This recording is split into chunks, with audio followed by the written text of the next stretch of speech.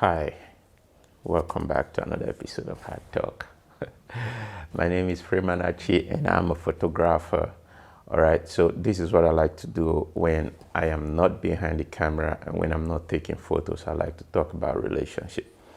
The reason is because I feel like I've had a few experiences when it comes to relationship that are worth sharing. You know, sometimes some of the things that we bottle up inside, if we don't leave a message for the next generation of what they should expect when it comes to relationship or the things they should look out for when it comes to relationship, then we have not truly lived. You know, life is all about what you give more than what you get.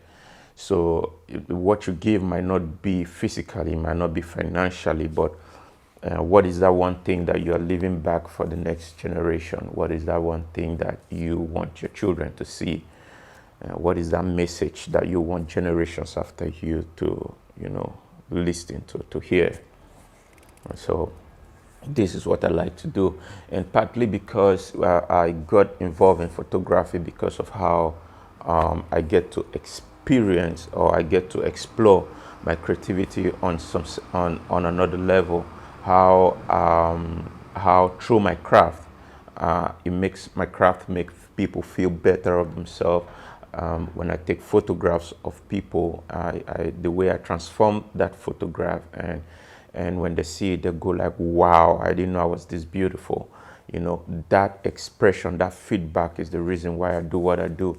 And so I feel like whenever I'm talking about relationship, whenever I'm sharing some of the experiences that I've had over the years when it comes to relationship, I feel like I'm helping people a great deal. So this is why this episode of Hard Talk came in handy. So today I want to talk about women. I want to talk about why they are failing in their relationship. I want to talk about why they keep moving, why the women keep moving from, one person to another person to another person. And sometimes some of the dangers too in making some of those moves too. That is just what I want to talk about. And I find this conversation very interesting because sometimes when it comes to relationship and the things that women do when it comes to relationship, you go all over social media, you hear people talk about how women treat men in relationship, how they can be ungrateful in relationship, the things that they expect the man to do for them in relationship and all, and how that they never ever think about how they can contribute in that relationship or how they can make the man's life better.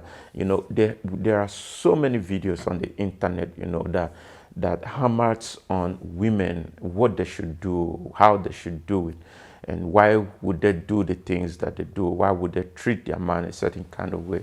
A lot of videos are out there on the internet that that is flogging this matter. I feel is flogging the matter too hard.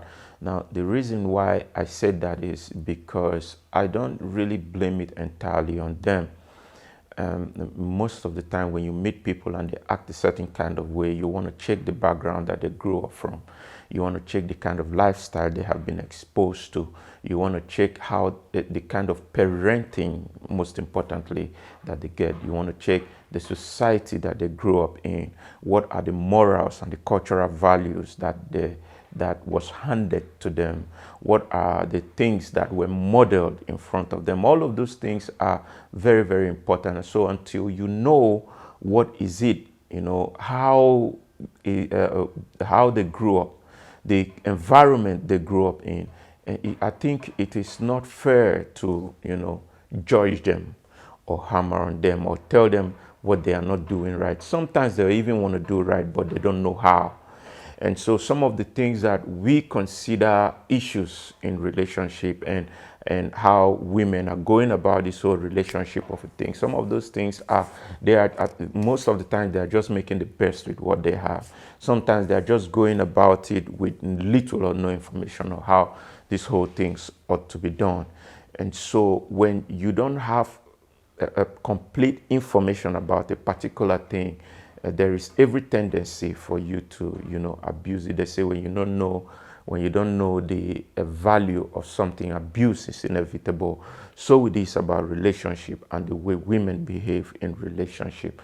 So I feel that we should, pause for a little bit and talk about these women, and at least for a minute, coach them and tell them what they should do or what they are not doing right.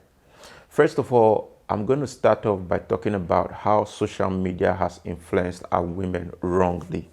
We have a lot of our women are so easy to have role models. Role models in terms of for when a woman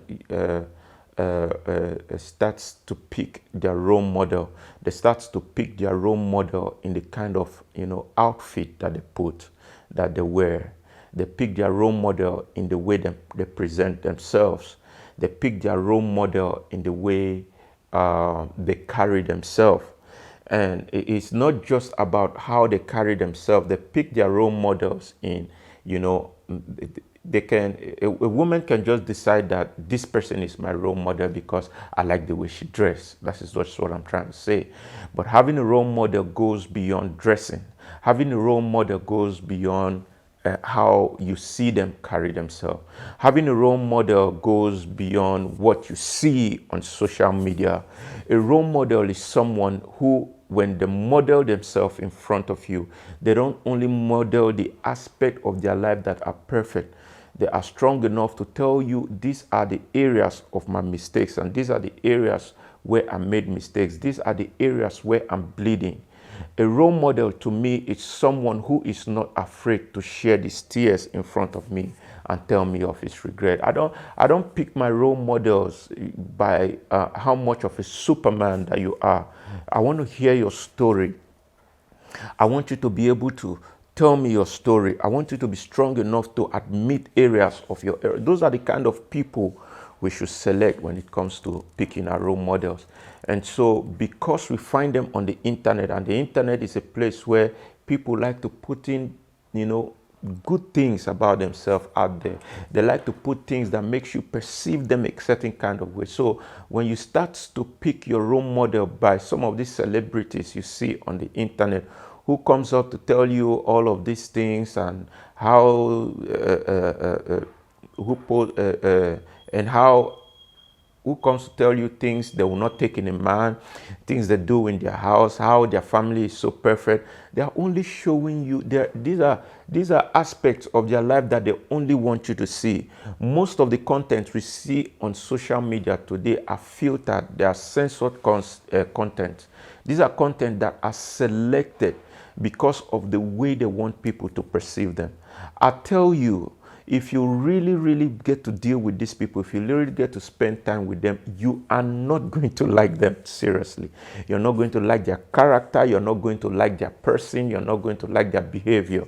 A role model goes beyond who they really are when the camera is turned off, when the mic is not there, when the crowd is not cheering them. Who are there behind in all of those times? Who are there when the crowd is gone? Who are there when they don't feel like the spotlight is on them? Who are there? And so that is who you want to pick to be your role model. And I'm not just saying this about celebrities only. I'm also saying this about, it goes deep. It goes into the family.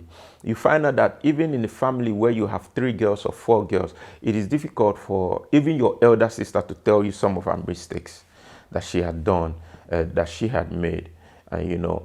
It's difficult when you have a family that is full of girls or is full of women.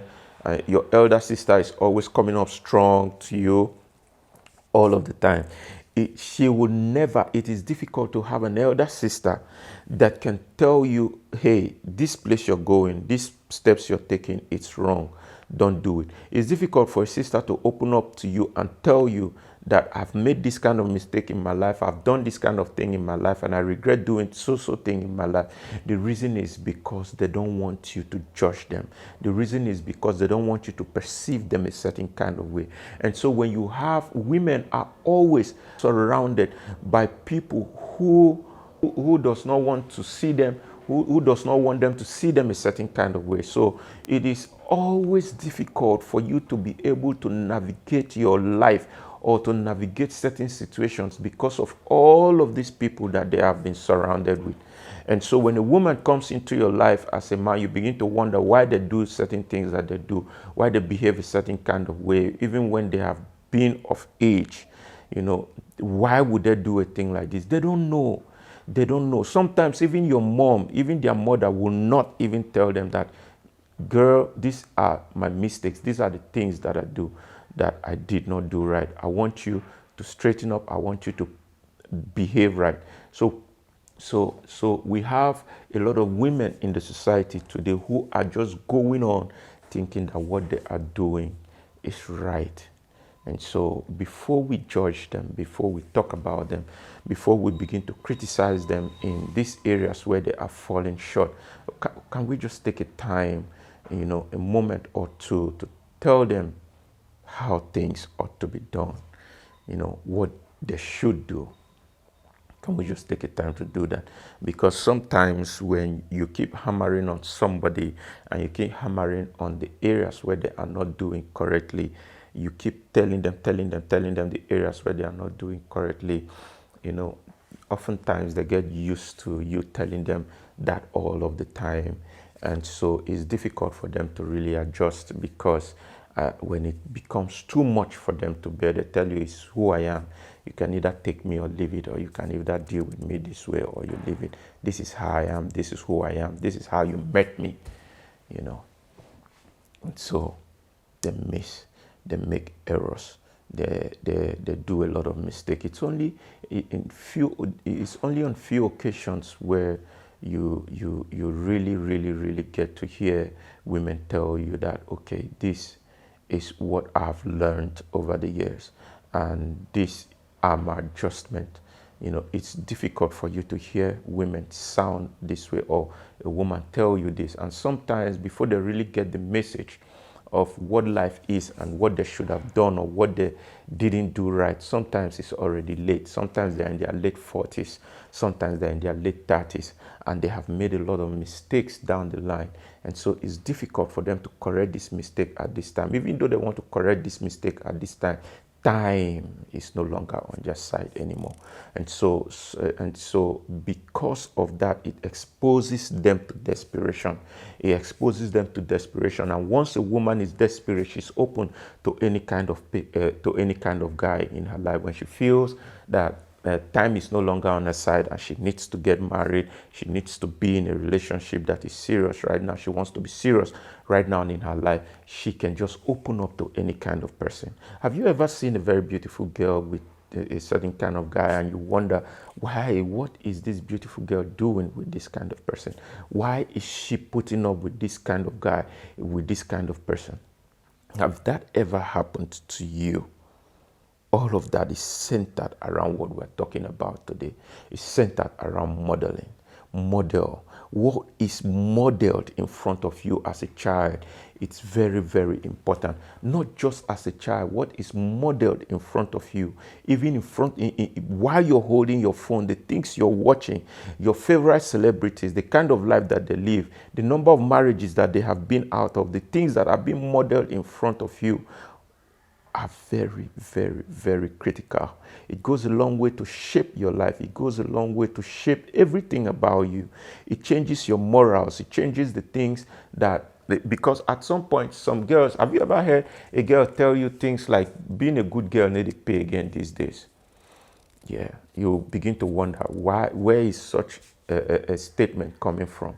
It's coming from the celebrities that they revere. It's coming from the celebrities that they hold dear. It's coming from their favorite celebrities because they heard their favorite celebrities say it. And so I think it's important that we should talk about all of these things. First of all, I want you to understand that whatever morals that you didn't get at home, or whatever foundation that was not built from childhood at home, whatever lesson that you missed from childhood, when you become an adult and you begin to realize some of those things that they used to tell you. I feel like being an adult means that you have grown to a certain age where you can sit down and tell yourself, okay, I've listened to this person's side of the story. I've listened to this other side of the story. I've had this experience personally. What am I going to do to change? What am I going to do to adjust? How can I do this? How can I do that? How can I make my life better? I think that that is what being an adult is and what it means. And so this message, most importantly, it's for it's not just for the ladies out there who have made a lot of mistakes in their life and feel like time is no longer on their side anymore. I feel like this message also is for the teens that are growing up, is for the people who are in their early 20s who, you know, one of the things I find that makes a lot of girls, you know, misbehave when it comes to relationship. You know, you find out that women or girls who misbehave in relationship, who takes a lot of things for granted in relationship, mostly are girls who are in their early 20s. The reason why that is because they feel like they have enough time.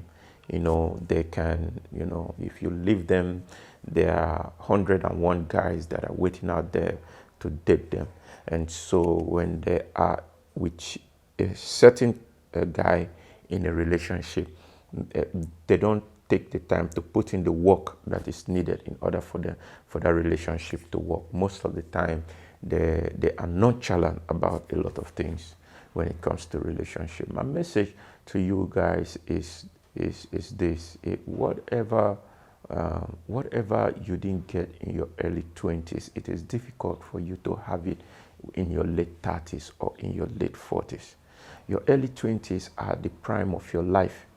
This is the time that you set the pace of how your life is going to be. Most importantly, if you have never been in a relationship before, you get to decide who you want to spend the rest of your life with. And that decision is entirely dependent on you, because now you have to choose wisely. What are the things that should help you choose wisely? Most importantly, is number one, look at your mom and look at how she lived with your father. See, the only time it is good, they say it's not always good for you to look back, but sometimes it's good to look back in retrospect and over some certain things, because it's going to help you pivot your life. It's going to help you navigate your life better. If you are coming from a home where there is so much love, you know, you saw how much love your dad showed to your mom. You saw how your dad carried your mom. You saw how much love your dad showed you, mostly when you have a male dominating figure in your house and you grow up in that kind of environment.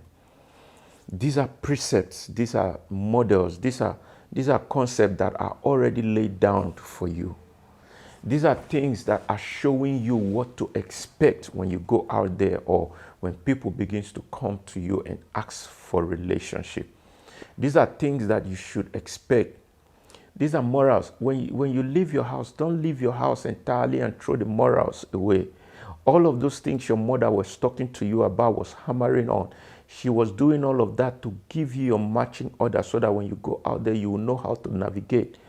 One of the reasons I find that most girls make bad decisions in their life is when they are easily influenced by friends.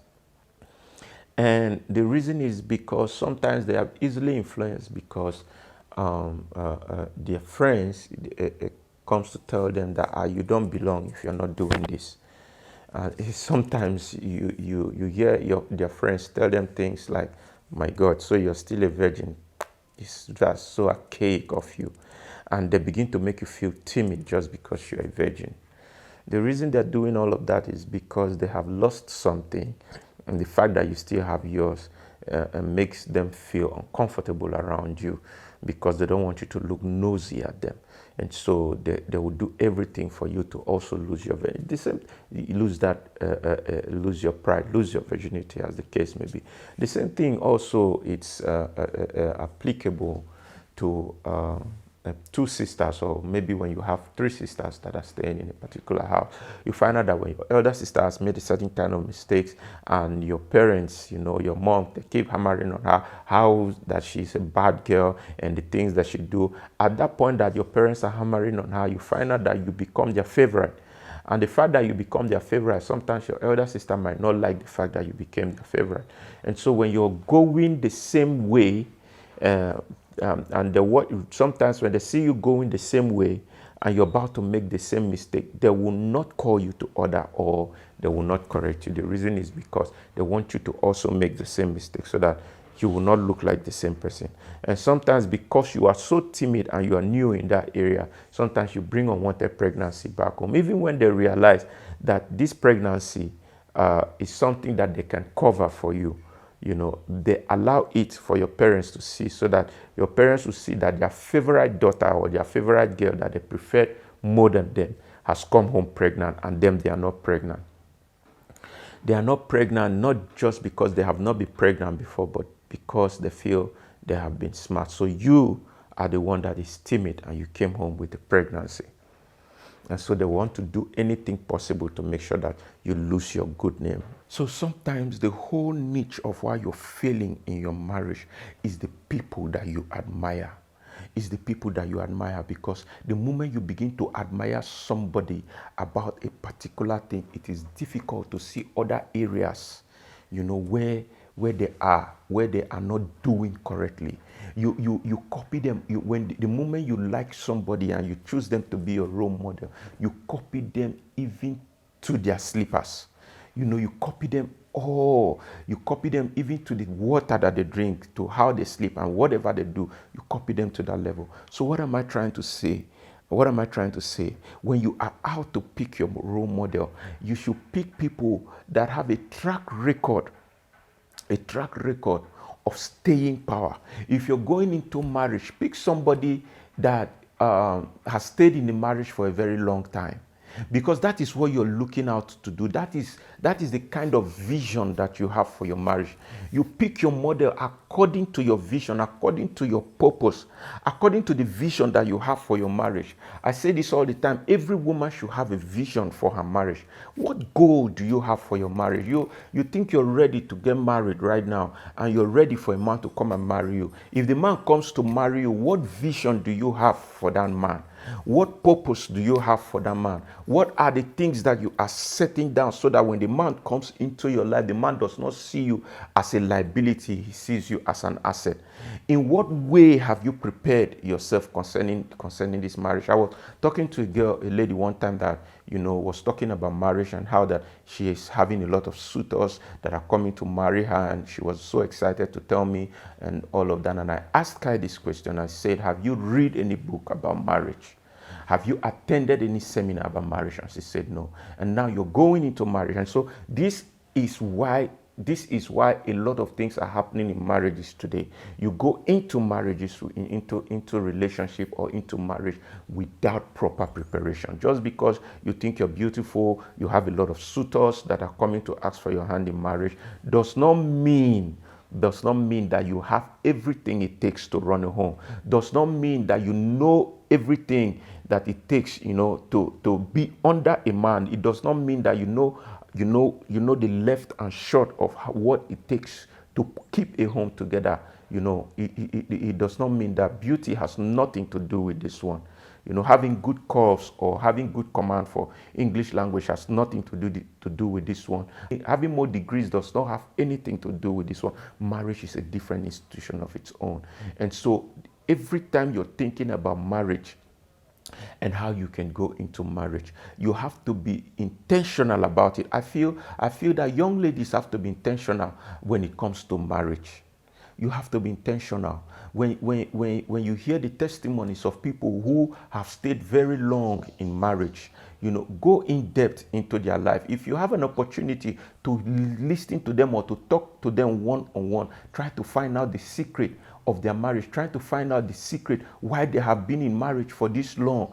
When you talk to them, tell them, hello ma, please, what is the secret for your being married for the past 25 years? What are your struggles? What was the breaking point? Because every marriage have had a time where they went through a breaking point. And how they manage that breaking point determines whether they go to the next level or whether they stay in that level and allow that level to separate them.